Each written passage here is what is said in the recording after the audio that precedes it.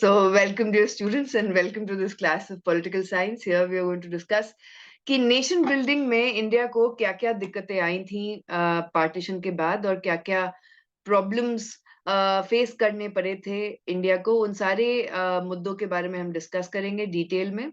उससे पहले we are going to have a quick recap कि पिछले क्लास में हमने क्या पढ़ा था। So let us start.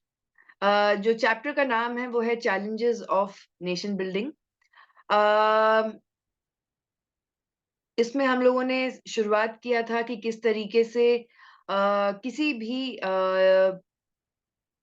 Map की पढ़ाई जो है वो बहुत इम्पोर्टेंट है क्योंकि वो आपको टेम्पोरल और स्पेशल दोनों जानकारी देता है। समय के साथ और रीजन के साथ का भी जानकारी देता है, इसीलिए if you want to see how the map of India today has evolved तो आपको प्री पार्टीशन मैप देखना पड़ेगा।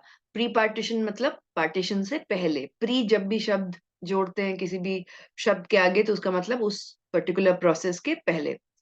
तो ये ब्रिटिश इंडिया का मैप है। इसमें आपको द प्रिंसली स्टेट्स और ये सारे ब्रिटिश इंडिया के अलग-अलग जो रीजन्स हैं और उसके बाद जो पाकिस्तान के इवेंचुअली रीजन्स हो जाएँगे वो वहाँ पे दिख रहे हैं। इसके साथ फिर हम लोगों ने 1947 का पढ़ा कि कैसे बहुत मैसिव माइग्रेशन हुआ, रिफ्यूजी क्राइसिस हुआ, both in the side of Pakistan and in the side of like in the side of Punjab and in the side of Bengal. और दोनों क्योंकि ब्रिटिश के लिए बहुत ही खतरनाक स्टेट्स थे जहाँ से सबसे ज़्यादा रेवोल्यूशन या प्रोटेस्ट होता था, तो इनका डिवीज़न उनके लिए काफ़ी फ़ायदेमंद रहा। फिर हम लोगों ने काफ़ी सारी फ़ोटोज़ देखी थी पिछले क्लास में, जिनको हम आर्काइव्स की फ़ोटो बोलते हैं। आर्काइव्स का मतलब क्या होता है? आर्काइव्स आर बेसिकली अ,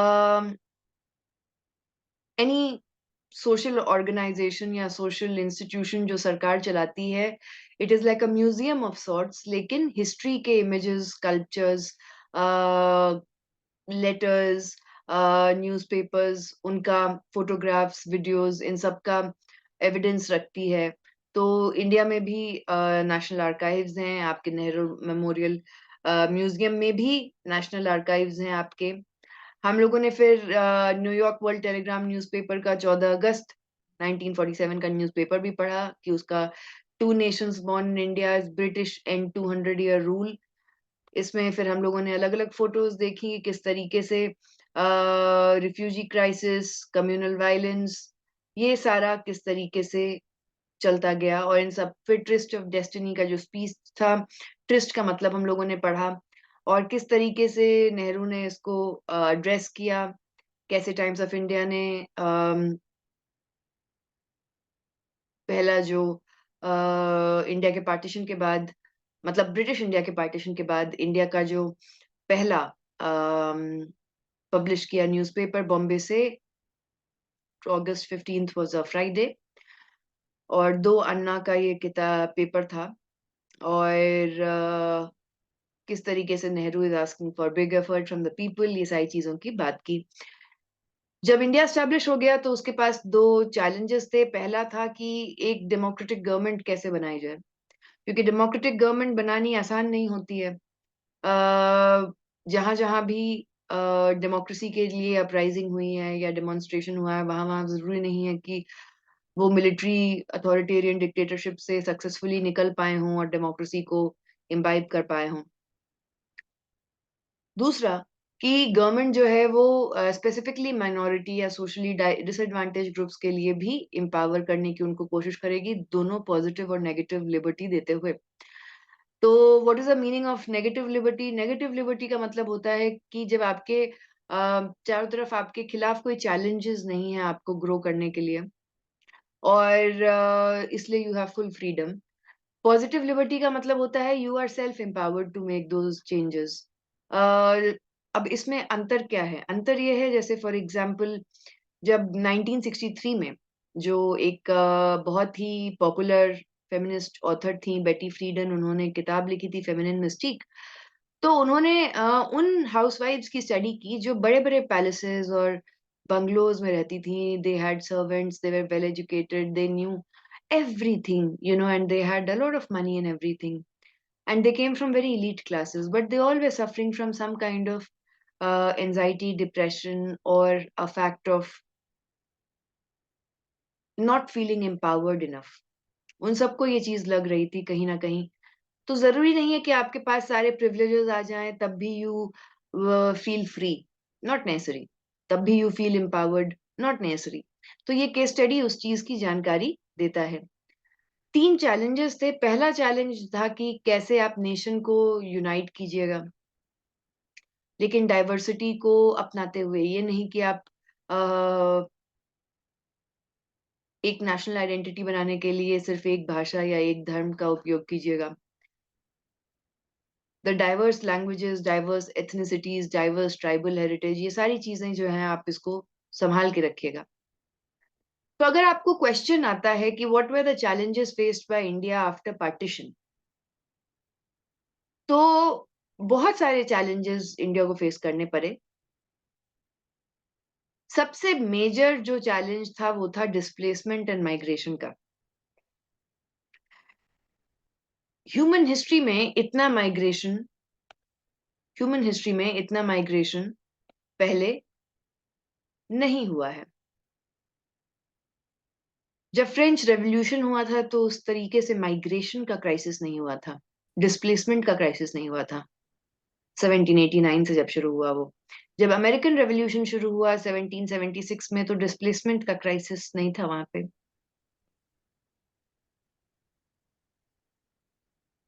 कोई भी पर्टिकुलर नई कंट्री जो स्टैब्लिश हुई है, हमेशा नेशन बिल्डिंग में ब्लडशेड होता है, रेवोल्यूशन होता है, फ्रीडम मूवमेंट्स होती हैं, लेकिन डिस्प्लेसमेंट नहीं होता। डिस्प्लेसमेंट का मतलब कि आप जहां पैदा हुए हो, जहां रहते हो, या जहां पे आप एम्प्लॉयमेंट के लिए गए हो, वहां से आपको हटा के कहीं और जाना पड़ रहा ये हो। फूफा जी को दे आपको। फूफा जी को मत देना। तो उसको डिस्प्लेसमेंट और माइग्रेशन तरीके से बोलते हैं। माइग्रेशन जो होता है ये तब होता है normally when your birth of residence, जहां पे आप पैदा हुए, जब place of birth is different from your place of residence, that is called as migration.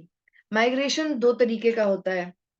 पहला जो तरीका होता है माइग्रेशन का वो है कि जैसे फॉर एग्जाम्पल कोई बच्चा बोलेगा कि हम हॉस्पिटल में पैदा हुए थे लेकिन रह तो हम अपने घर में रहे हैं, तो हम माइग्रेंट हुए क्या?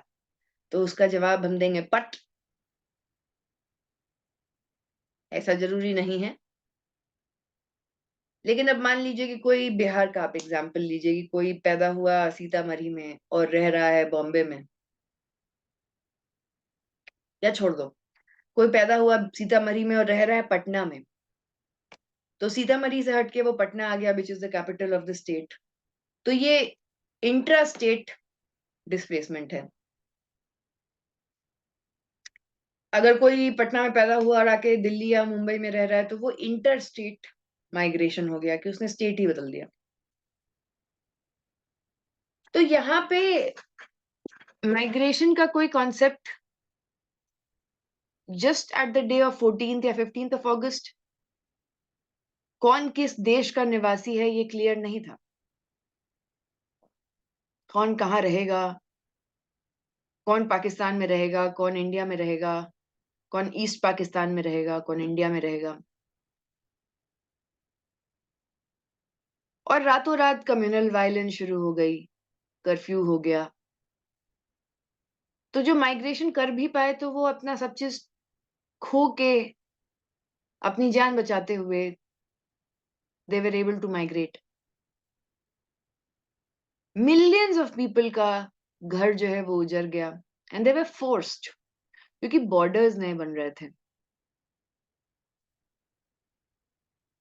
तो they were forced, it was not the choice of many. तो ये जो मैसिव स्केल पे डिस्प्लेसमेंट हुआ इसमें ऑब्वियसली प्रॉपर्टी का और लाइफ का बहुत ही लॉस हुआ। और सोशल अनरेस्ट और कम्युनल वायलेंस एक तरीके से एक प्रतीक बन गया इस पर्टिकुलर पार्टीशन का, which has still very bitter memories.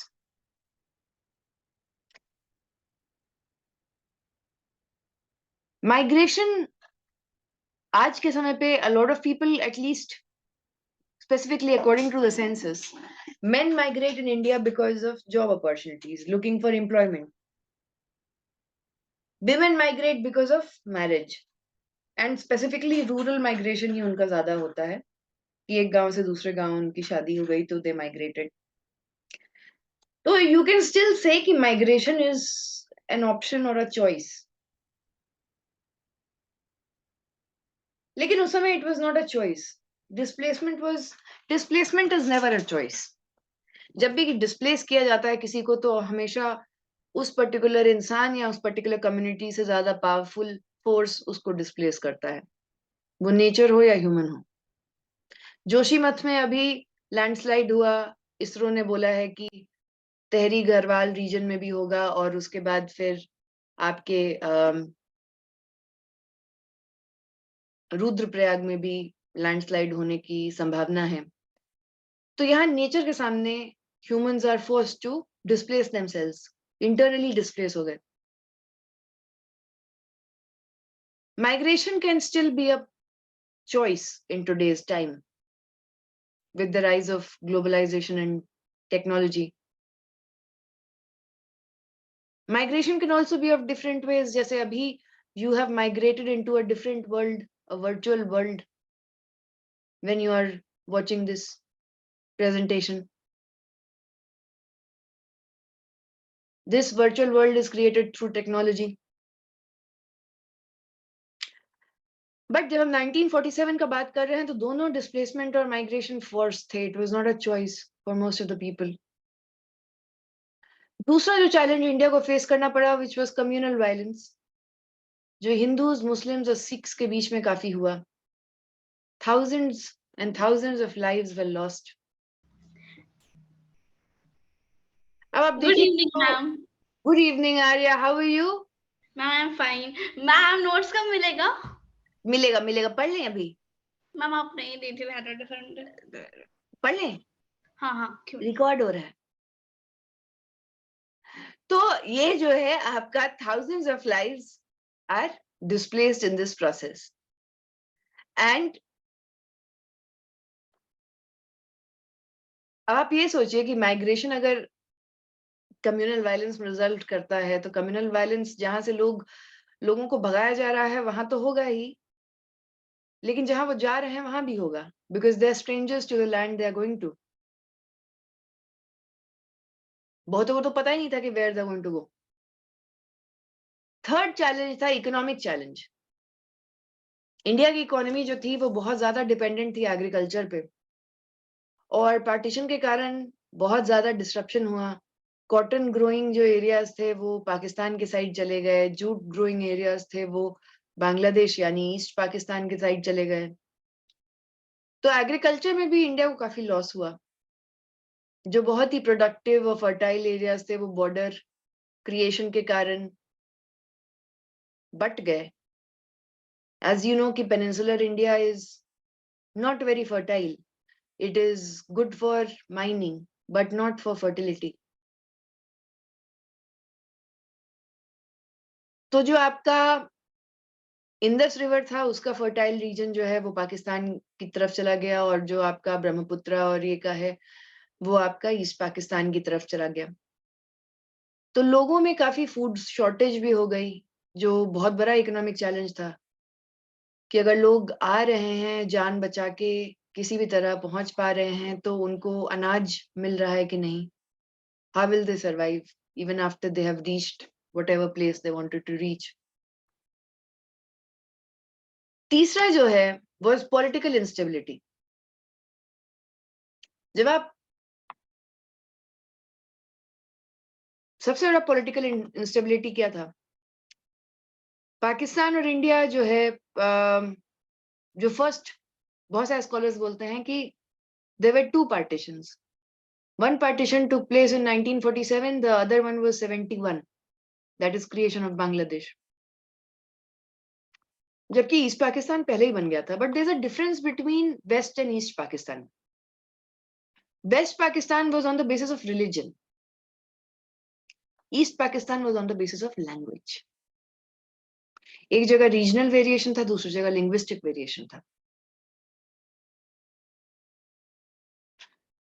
तो ये बहुत बड़ा पॉलिटिकल इंस्टेबिलिटी क्रिएट हो गया कि ये जो नई सरकार बनी है वो कैसे अपने आप को एस्टेब्लिश करेगी, कैसे इलेक्शन होंगे, किस तरीके से वो पार्टीज और बन सकती हैं कंट्री में, पॉलिटिशियंस और आगे कैसे आ सकते हैं, क्या सिर्फ एक ही पार्टी का कंट्रोल रहेगा या over the period of time और भी पॉलिटिकल पार्टीज जनरेट होंगी, बढ़ेंगी आगे, मिलिट्री का क्या कंट्रोल रहेगा।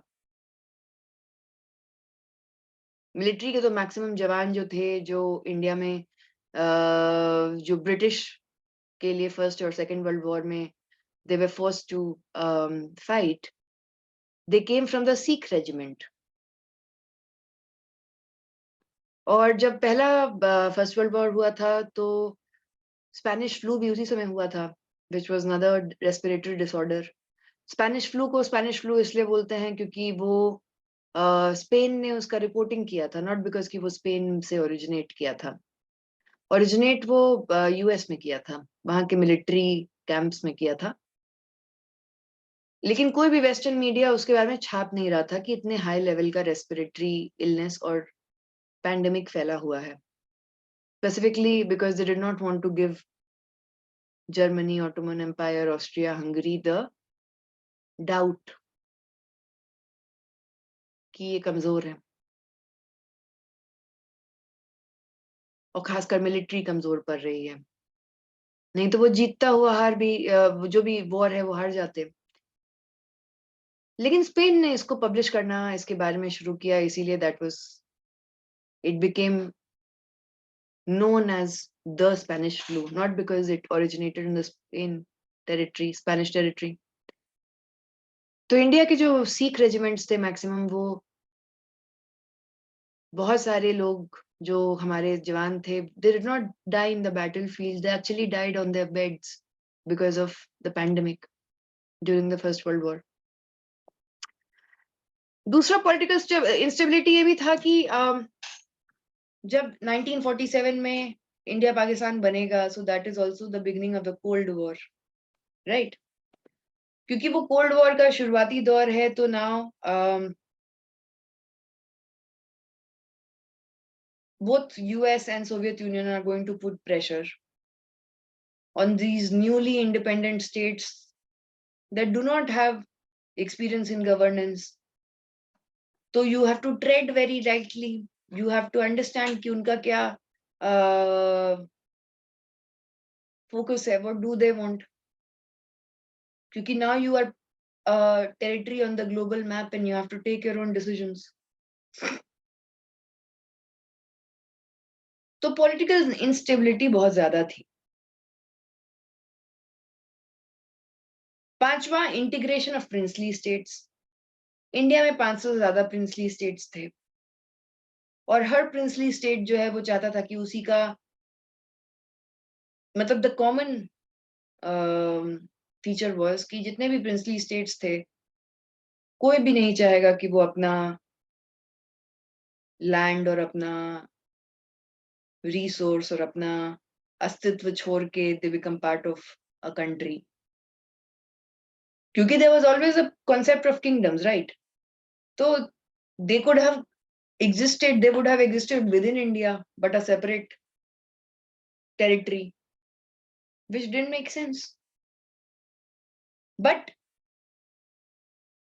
क्यों जूनागढ़ का या हैदराबाद का या जम्मू कश्मीर का, क्यों कोई प्रिंसली स्टेट का पावर चाहेगा इंटीग्रेट करना किसी एक न्यू बॉर्न कंट्री के साथ?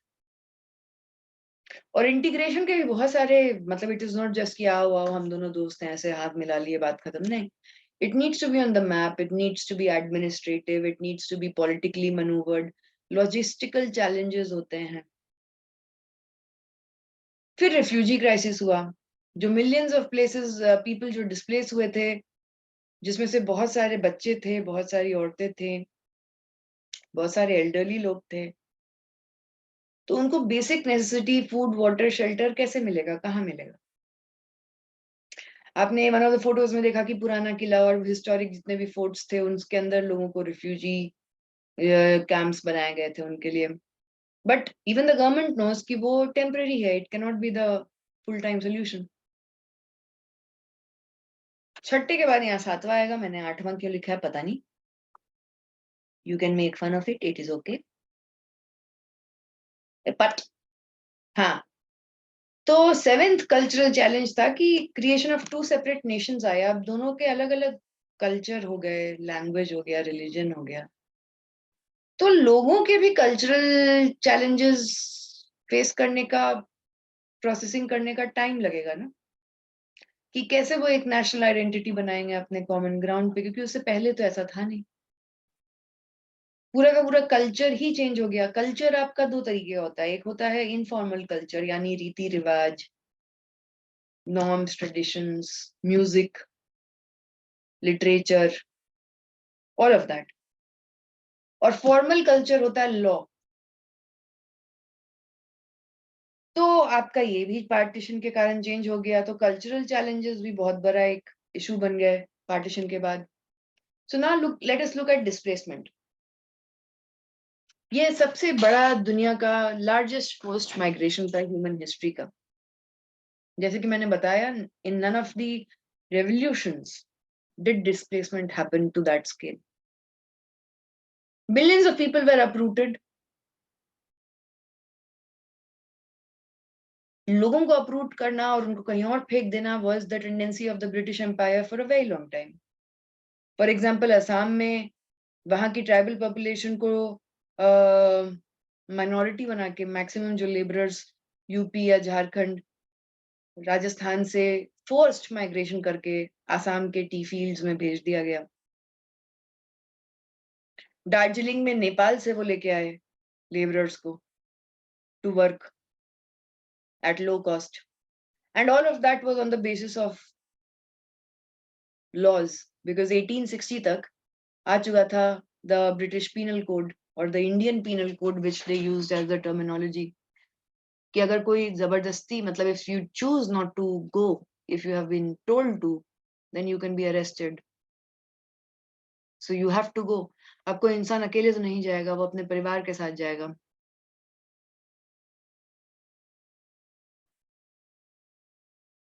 तो वो डिस्प्लेसमेंट भी वो करते ही थे। एक्सटर्नल डिस्प्लेसमेंट माइग्रेशन भी वो करते थे। Like the first wave of migration in India started from 1900s, जब वो फोर्सिबली इंडियंस को मॉरिशियस, टोबैगो, सिंगापुर, यहाँ यहाँ वो भेजते थे, South Africa, to work in the sugar cane plantations. तो ब्रिटिश एम्पायर के दौरान भी डिस्प्लेसमेंट ऑफ माइग्रेशन रहा, बट यहाँ displacement of migration was lawless.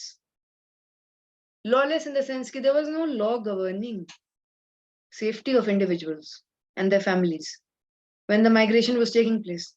Therefore, massive violence had erupted and thousands of lives were lost. Communities के बीच में जो bitterness आया वो आज तक है. It led to a massive exodus of people on both sides of the border. जब in a similar way, जब 15th of May 1948 में Israel established हुआ, तो it led to the massive displacement of a lot of Arabs outside of Israel, called, जिसको कहते हैं अल नकबा। अल मतलब the और एक्सोडस का मतलब होता है नकबा। जितने भी अरब्स थे उनको जबरदस्ती के they have to get out of the land of Israel. So it was similar in that extent. I'm just saying the similarity in the case of the meaning of the term exodus. अभी जो आपका Arab uprising हुआ in Tunisia, in Egypt, Syria, कितने कितने लोग refugees बन गए and they travelled through the Mediterranean sea to go to Europe. कितनों की शिप्स रेक हो गई और मेडिटेरेनियन सी में ही वो डूब गए, मर गए।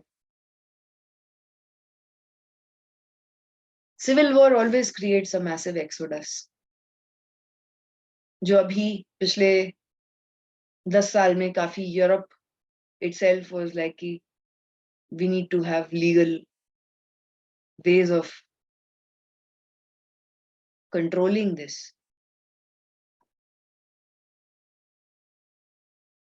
बट आप ये अंडरस्टैंड कीजिए कि एक कंट्री बन रही है बीच में, उसके इस साइड एक और कंट्री है जिसका एक पार्ट यहाँ पे है और दूसरा पार्ट यहाँ से है और बीच में दूसरी कंट्री है. That was a two nation theory, but eventually it became three nations. It was never feasible. अभी एक दो दिन पहले मुजीबुर रहमान का बर्थ एनिवर्सरी था, who is called as a father of nation for Bangladesh.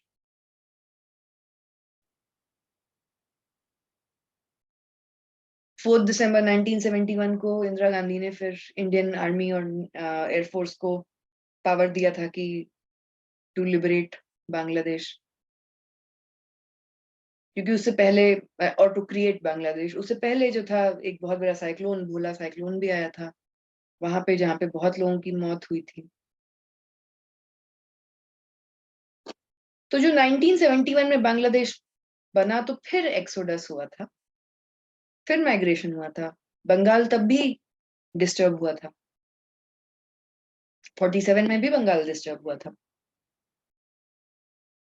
Hindus और सिख्स जो थे, जो पाकिस्तान में रहते थे, आप जानते हैं कि पाकिस्तान में सिख धर्मों का मानने वालों का बहुत बड़ा गुरुद्वारा है.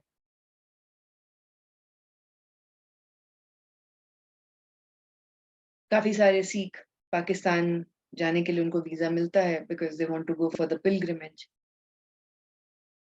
तो बहुत सारे हिंदूज और सिख्स थे जो पाकिस्तान से माइग्रेट करके इंडिया आए, और बहुत सारे मुस्लिम्स थे जो इंडिया में रहते थे, they migrated to Pakistan. It is said according to the official record, जिसका मतलब कि इससे ज्यादा ही होगा, कि 14 million people were displaced, both sides, and up to 1 million people lost their lives. 1 million people losing their lives. If this is the official figure, तो you can understand कि इससे ज्यादा ही होगा. और सिर्फ लोगों का नहीं था यहाँ पे माइग्रेशन, उनका life stock, cattle, house hold का सामान, उनका बिलोंगिंग, सारी चीजें. बहुत लोग तो they were forced to leave everything which was there behind and नई जगह पे नया फिर से जीरो से शुरू करना, जो बहुत ही बड़ी चुनौती होती है. It's not easy. So it was very traumatic and caused immense suffering to people. Families बिछड़ गईं, livelihoods खत्म हो गए.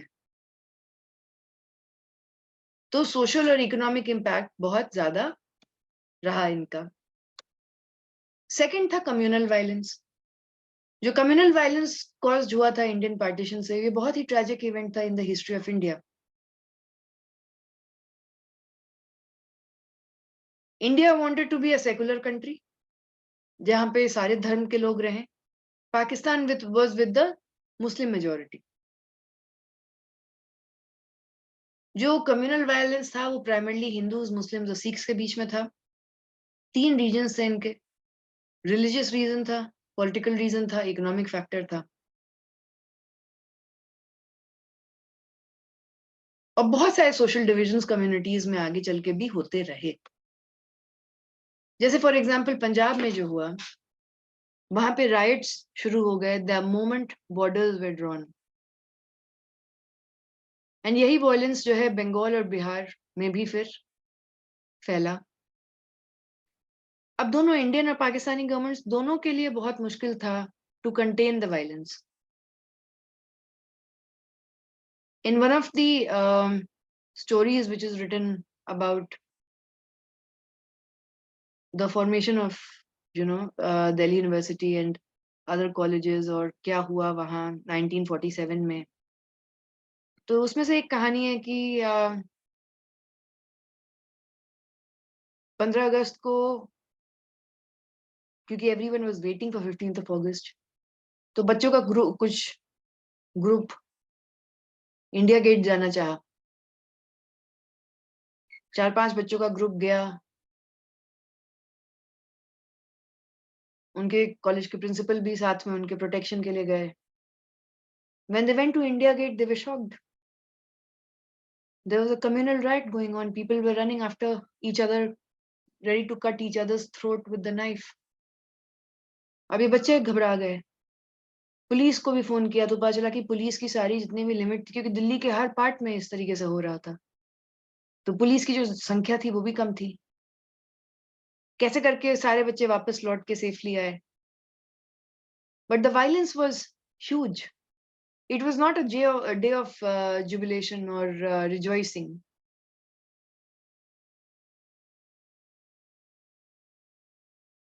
मास किलिंग्स हुए, मास रेप हुआ, फोर्स्ड कन्वर्जन्स भी हुए। ये तीनों चीजें बहुत ज्यादा लेवल पे हुई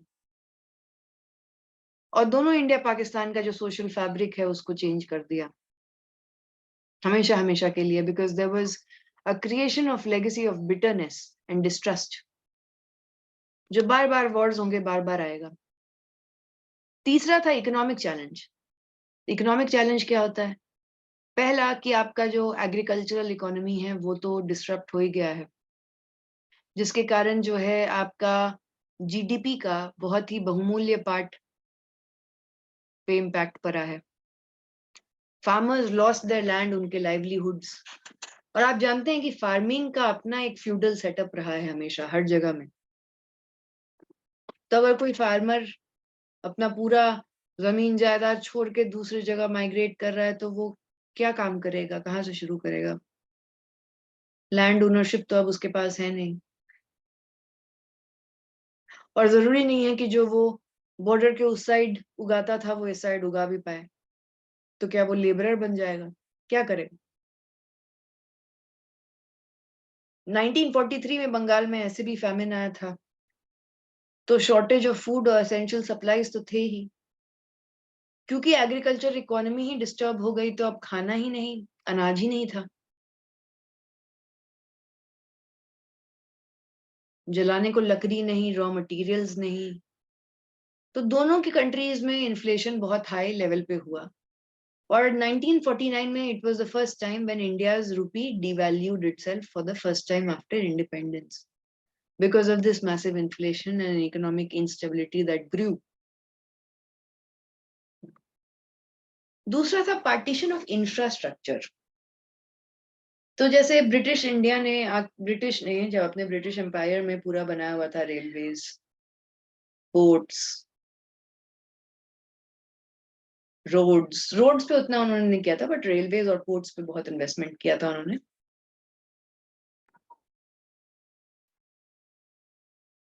तो पार्टीशन के बाद ये पूरा इंफ्रास्ट्रक्चर जो ट्रैवल और ट्रेड और ट्रांसपोर्ट का था वो भी तहस नहस हो गया।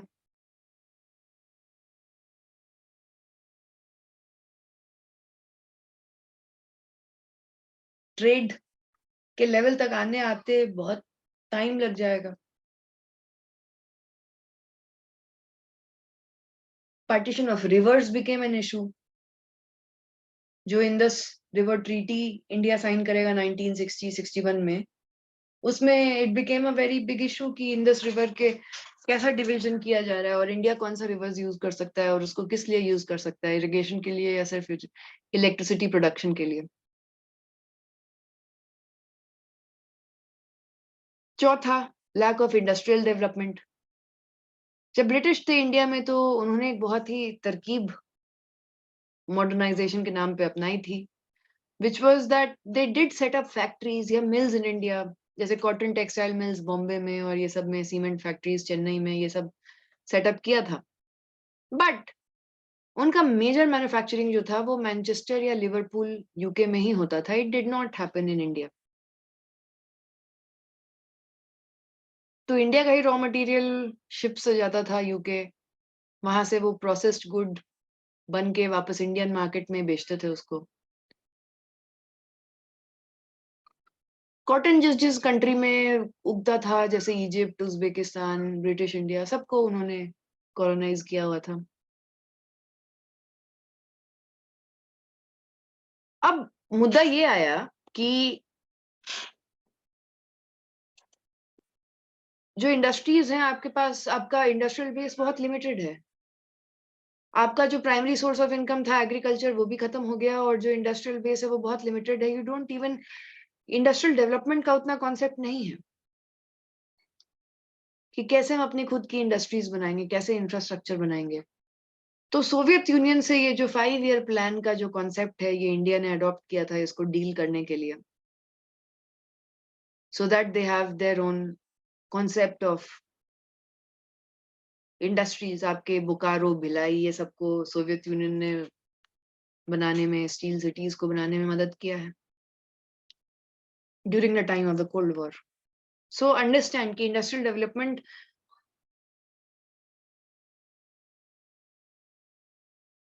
Was very necessary for India, और इंडिया डिपेंडेंट होता ही किसी ना किसी सुपर पावर पे इन दिस टाइम पीरियड।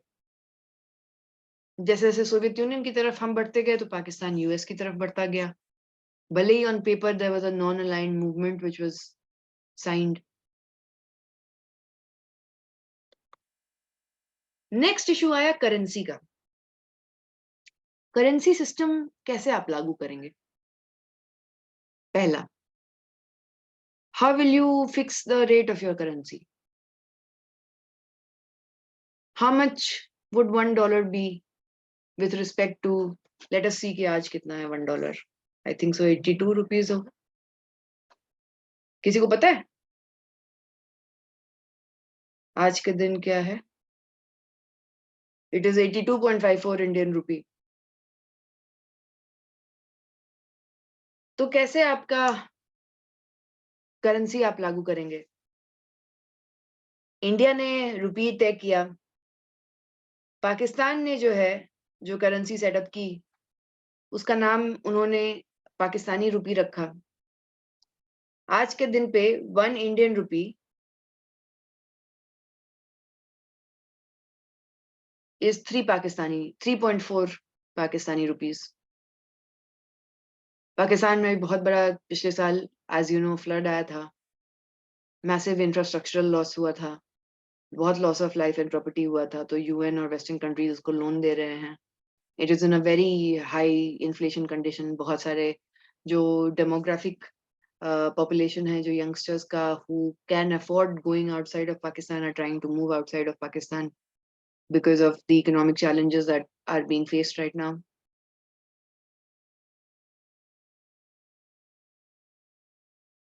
तो इकोनॉमिक चैलेंजेस बहुत सारे थे, ऊपर से आप प्रिंसली स्टेट्स का अपना करेंसी सिस्टम, अपना उनका स्ट्रक्चर, वो सब कैसे आप इंटीग्रेट कीजिएगा, कैसे अलग अलग आप स्टेट्स को डिवाइड कीजिएगा फेडरल स्टेट्स में, कैसे आप, क्योंकि नेहरू ने तो प्रॉमिस किया था कि लैंग्वेज के ऊपर स्टेट्स का डिवीजन होगा, तो वो भी करना एक बहुत बड़ा इशू था, एक इकोनॉमिक चैलेंज वो भी था। नेक्स्ट आया पॉलिटिकल इंस्टेबिलिटी। पॉलिटिकल इंस्टेबिलिटी में कम्युनल वायलेंस का तो हम पढ़ ही चुके हैं कि कोई लॉ एंड ऑर्डर मेंटेन करने के लिए एक स्टेबल पॉलिटिकल सिस्टम जो चाहिए वो था नहीं। लेकिन एक लीडरशिप क्राइसिस भी तो आ गया। लीडरशिप क्राइसिस कैसे आया? 1948 30th January, Mahatma Gandhi was killed. If you go into the history, 20 जनवरी को भी उनके ऊपर हमला हुआ था।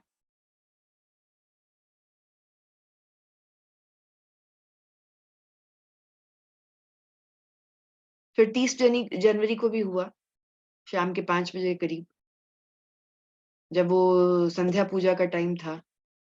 उस हिसाब से जो सिक्योरिटी चाहिए थी उतनी स्ट्रांग थी नहीं उनके तरफ।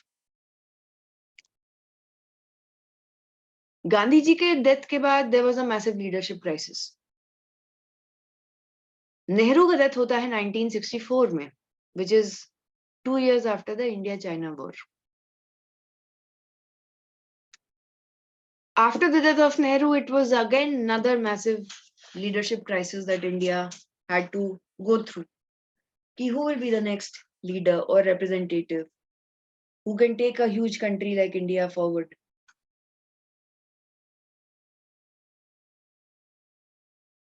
कांग्रेस में ही बंटवारा हो गया था when Indira Gandhi came over. Congress got divided into two fractions. जो elderly था पॉपुलेशन, नेहरू के एज का, जो कांग्रेस के एल्डरली पॉलिटिशियंस थे, Morarji Desai, JP and others, they had one faction, and जो इंदिरा गांधी के जो उसके supporters थे, they had the other faction. तो एक instability और leadership crisis भी शुरुआत में आना predominant था. आप partition of states अब कर रहे हैं federal level पे, तो बहुत सारे states बनाइएगा. बहुत सारे states बनाइएगा तो फिर उनकी आप कैसे decide कीजिएगा कि उनका यूनिकैमरल होगा या बाइकैमरल होगा, यानी they will have one house और टू हाउस. कैसे वहां पे चीफ मिनिस्टर डिसाइड होगा, कैसे सिलेक्शन होगा, कैसे लेफ्टिनेंट गवर्नर का सिलेक्शन होगा, स्टेट की बाउंड्री कैसे बनेगी, और इस तरीके से जब बाउंड्री बनेगी तो उसका सोशल इम्प्लीकेशन कैसे होगा. प्रिंसली स्टेट्स बिल्कुल नहीं आना चाहते थे, एंड प्रिंसली स्टेट्स का ये मानना था कि उनका सारा जायदाद और ये सारा चीज खत्म हो जाएगा, because princely states are inherently authoritarian in nature and India was a democracy. So इन सारे प्रिंसली स्टेट्स को इंटीग्रेट करना अपने में ही बहुत बड़ा एक प्रोसेस था. फिर बॉर्डर डिस्प्यूट्स, लैंड का बॉर्डर तो बन नहीं रहा ठीक से, वाटर पे कैसे आप करिएगा. आज के दिन भी इंडिया के बॉर्डर से 12 नॉटिकल माइल्स तक इंडिया की टेरिटरी होती है, अरेबियन सी हो या इंडियन ओशन हो. बहुत बार क्या होता है कि बहुत सारे पाकिस्तानी फिशरमैन पकड़े जाते हैं इस साइड आते हुए, या इंडियन फिशरमैन पकड़े जाते हैं inadvertently without any intention, पकड़े जाते हैं. बहुत सारे prisoners श्रीलंका के भी फिशरमैन पकड़े जाते हैं because they have crossed the boundary, they don't know water boundaries. तो बॉर्डर डिस्प्यूट बहुत बड़ा हो गया. रिवर्स का डिस्ट्रीब्यूशन बॉर्डर डिस्प्यूट का बहुत बड़ा पार्ट था, और ये बॉर्डर डिस्प्यूट आज के दिन पे भी रिजॉल्व नहीं है. इंटीग्रेशन ऑफ प्रिंसली स्टेट्स बहुत बड़ा प्रॉब्लम था फॉर सेवरल रीजंस, क्योंकि एक तो डाइवर्सिटी, 500 से ज्यादा प्रिंसली स्टेट्स हैं, उनका साइज अलग है, पॉपुलेशन अलग है, वहां पे पॉलिटिकल सिस्टम अलग है, उनकी ज्योग्राफी अलग है, उनके कोर्ट्स में बोलने वाली भाषा अलग है, उनका लोकल लैंग्वेज अलग है, वहां का कल्चर अलग है. कई कई तो बहुत बड़े बड़े थे, कई कई बहुत छोटे थे. तो आप उनको एक ही टेरिटरी में कैसे करिएगा integrate. Why should they integrate with you? Princely states का एटीट्यूड्स भी बहुत, नए गवर्नमेंट इंडिया और पाकिस्तान उनके लिए सिग्निफिकेंटली वेरी करता था. कोई इंडिया ज्वाइन करना चाहता था तो कोई पाकिस्तान ज्वाइन करना चाहता था, कोई दोनों नहीं ज्वाइन करना चाहता था. तो इसके लिए बहुत ही कॉम्प्लेक्स नेगोशिएशन और डिप्लोमेसी की जरूरत थी उसको समझने के लिए. और ये पॉलिटिकल कॉम्प्लेक्सिटी जो थी ये एडमिनिस्ट्रेटिव थी, कि आप कैसे इनका प्लानिंग और इन्वेस्टमेंट कीजिएगा ताकि पूरा का पूरा फेडरल स्ट्रक्चर बन पाए. यूनियन टेरिटरी क्यों बनी है, और स्टेट क्यों बना है. कैसे सेंट्रल गवर्नमेंट फंड्स दिया करेगी हर स्टेट और यूनियन टेरिटरी को उसके बेटरमेंट के लिए. ये फंड्स के पैरामीटर्स कैसे डिसाइड होंगे, बजट कैसे पेश किया जाएगा, सुप्रीम कोर्ट को कितना पावर है. प्रिंसली स्टेट्स इंडिया के लिए इंटीग्रेट होना उसमें बहुत इंपॉर्टेंट था, क्योंकि फिर इंडिया के बहुत सारे होल्स बन जाते बीच में अगर ये सारे प्रिंसली स्टेट्स नहीं इंटीग्रेट होते. और हर प्रिंसली स्टेट का कोई ना कोई रिसोर्स था जो इंडिया में उसके इंटीग्रेशन के लिए बहुत इंपॉर्टेंट था. And the very important thing was the international pressure which was there. There was international pressure very significantly कि ये प्रिंसली स्टेट्स को इंडिया और पाकिस्तान दोनों में से किसी एक में इंटीग्रेट होना पड़ेगा, क्योंकि अगर प्रिंसली स्टेट्स इंडिपेंडेंट रहते तो रीजनल स्टेबिलिटी नहीं रहती. Kingdoms will continue to fight with each other. There was this theory by Immanuel Kant कि democracies will not fight with each other, but authoritarian kingdoms will continue to fight with each other. तो इसीलिए उसके खिलाफ भी बहुत ज्यादा था कि नहीं, प्रिंसली स्टेट्स नहीं कंटिन्यू रहना चाहिए. रिफ्यूजी क्राइसिस जो है सबसे ज्यादा केओटिक था. स्केल ऑफ क्राइसिस जैसे कि मैंने बताया कि 14 मिलियन लोग डिस्प्लेस हुए थे. Millions of Hindus and Sikhs had to migrate to India. Muslims migrated from India to Pakistan. इसके कारण काफी लार्ज स्केल कम्युनल राइट हुआ, फोर्स्ड कन्वर्शन हुआ। Women and children, as always in any case of civil war या conflict, were the biggest victims. Displacement के साथ destitution भी आया। डेस्टिट्यूशन का मतलब होता है poverty, because when you are letting go of your home, property, livelihood, then you are, आप इकोनॉमिक हार्डशिप सफर करेंगे, तो आप मेक शिफ्ट शेल्टर और रिफ्यूजी कैंप्स में रहिएगा, और नई जगह जहां पे आप रीसेटल करना चाहिएगा वहां पे रीसेटल होना उतना आसान नहीं है, और इसका बहुत ही लॉन्ग लास्टिंग इम्पैक्ट पड़ने वाला है आने वाली पीढ़ियों पे। So it was a very difficult time. Cultural challenges में भी थे, जैसे आप दिल्ली को ही देखेंगे तो दिल्ली में आपको मुगल आर्किटेक्चर बहुत दिखेगा, लोधी के टाइम का आर्किटेक्चर आपको दिखेगा, और ब्रिटिश आर्किटेक्चर दिखेगा। Architecture plays a very important role in history to create narratives for the future. लेकिन जब भी सिविल वॉर होता है, अभी भी जहां पे भी आप देख रहे हैं, सीरिया में या फिर लिबिया में या कहीं पे भी जहां पे सिविल वॉर होता है, वहां सबसे बड़ा जो इम्पैक्ट होता है property. Property is not only कि मेरी प्रॉपर्टी या मेरा लैंड, कल्चरल हेरिटेज की प्रॉपर्टी को भी डिस्ट्रॉय किया जाता है, because it represent something, and whatever it represents may be against what the communal मतलब टेंशंस आर। तो बहुत पुराने पुराने cultural artifacts, art, literature, architecture भी इसमें, जो पार्टीशन में बहुत कम स्कॉलर्स जिसके बारे में बात करते हैं, दे आर ऑल्सो डिस्ट्रॉयड। लोगों की कल्चरल आइडेंटिटी ही खत्म हो गई कि हु दे वेर। रिफ्यूजी का क्या कल्चरल आइडेंटिटी होता है? Next, language and communication.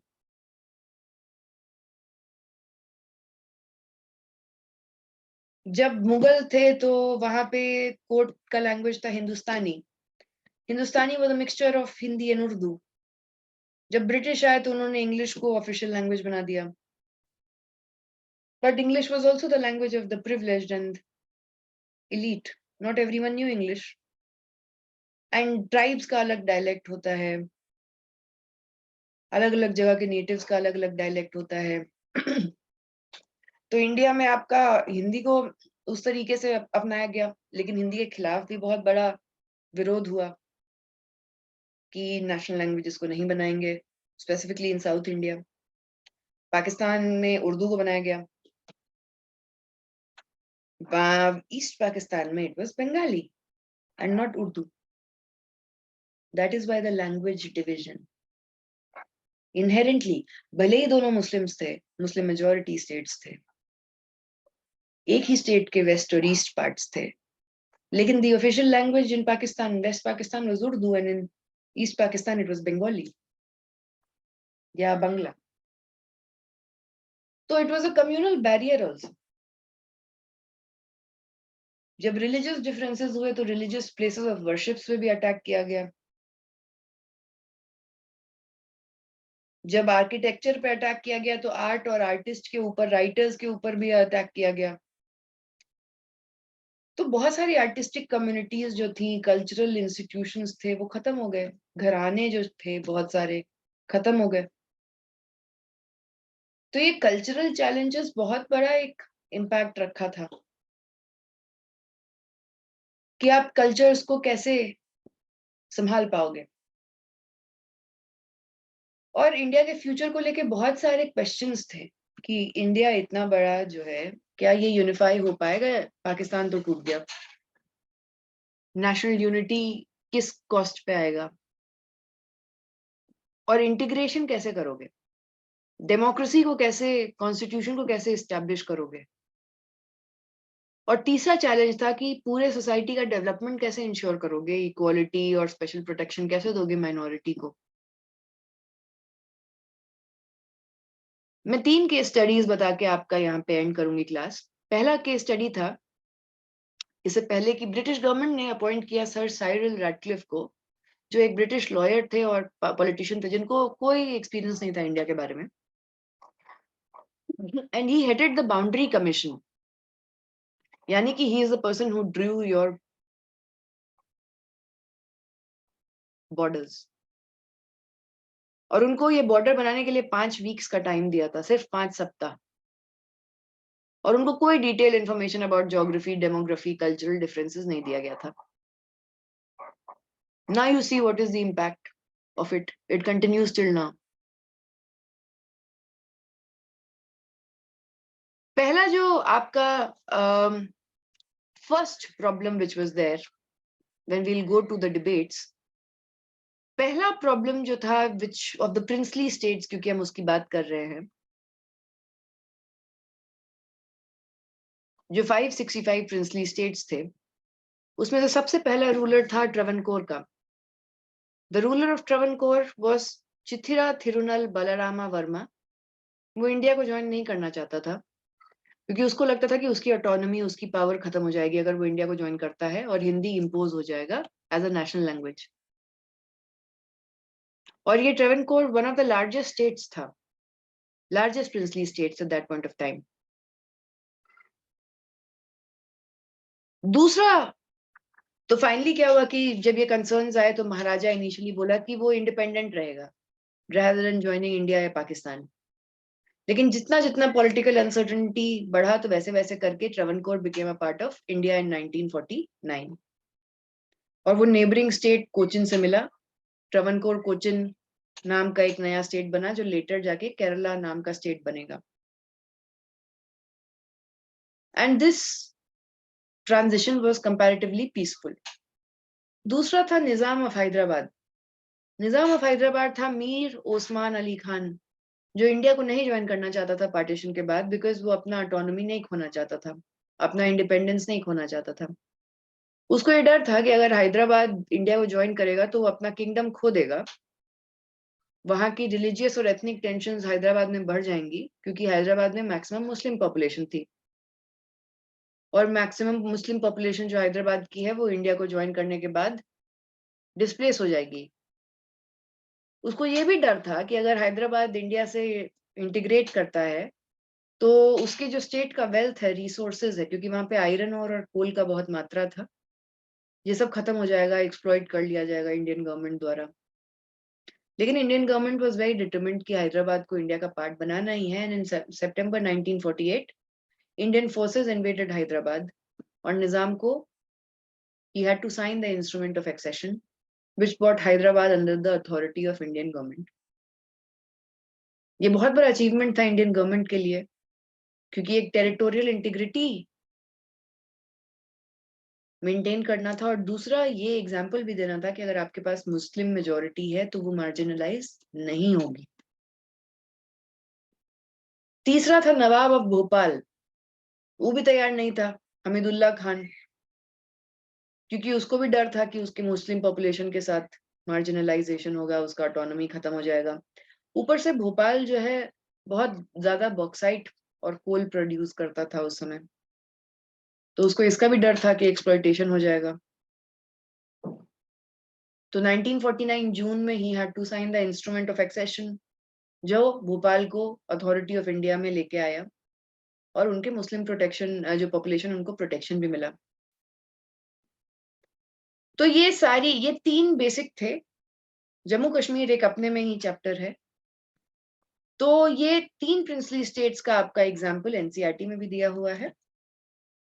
Next हम लोग क्या क्या और प्रॉब्लम्स थे वो पढ़ के in the next class will finish this chapter. I hope कि यहाँ तक का आपको पसंद आया हो।